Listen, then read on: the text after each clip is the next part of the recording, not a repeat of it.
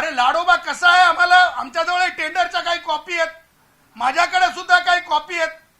मग हे त्या टेंडर मधून की आपला आमचा प्रसाद भेटायला गेला होता म्हणून हे आग लागलेली हे का दोन बॉयलर पेटलेत का? मग प्रसादचं बॉयलर पेटल्यामुळं जरंगे कंपनीमध्ये मग एकनाथ शिंदे साहेब तुमचं बॉयलर पेटलंय का? मग हे दोन बॉयलर मधलं भांडण सुरू केलंय का तुम्ही? आणि म्हणून मला हे म्हणायचं आहे की एकनाथ शिंदे साहेब, ज्या प्रकारे तुम्ही मनोज जरंगे पाटील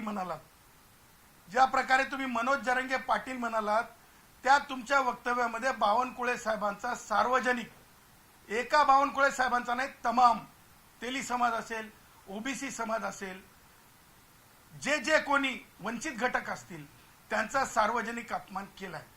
आणि तुमचा लाडोबा म्हणून तो पुन्हा स्वतःची शेवट करतो. आणि त्या पुढे जाऊन उदय सामंत म्हणतात, तो म्हणतो की 4 जात प्रमाणपत्र.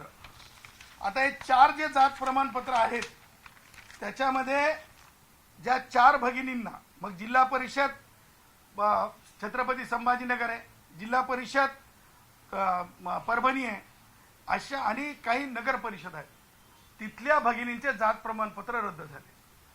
चूक काय झाली? काहीच चूक नाही, कारण कागदपत्र, पुरावा, त्या जात वंशावळ, हे सगळ्या गोष्टी पाहिल्या जातात. आणि जर जात प्रमाणपत्र रद्द झाले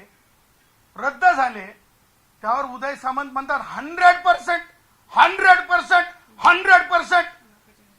बाग भाई उदय, दोस्त है तू, मेरा भाई है तू, मैं कल भी बोला, लेकिन जब कोई आरक्षण के राजनीति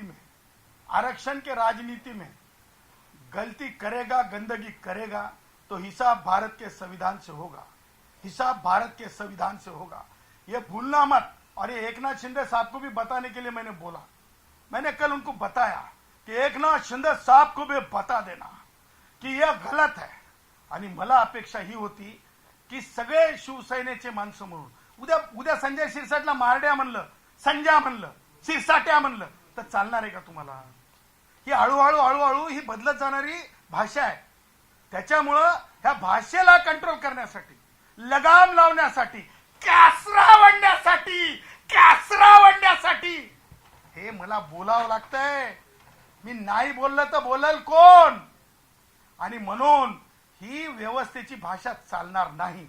माझं असं म्हणणं आहे की जरंग्या, अबे उदय सामंतच काय, एकनाथ शिंदे साहेबच काय, तुला सांगतो, नुसते जात प्रमाणपत्र रद्द होत नसतात तर मराठा समाजातलाच युवक तयार झालाय. खोटे जात प्रमाणपत्र खोट्या पुराव्याच्या आधारे मिळवले, त्यासाठी परभणी जिल्ह्यातलाच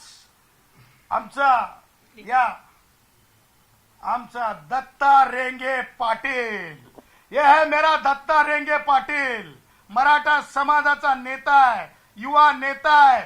नुसतं जात प्रमाणपत्र रद्द होत नसते. मनोज जरंग्या, तू जर मध्ये आला, तुझ्या भाषेला तुला त्याच प्रकारे उत्तर दिलं जाईल.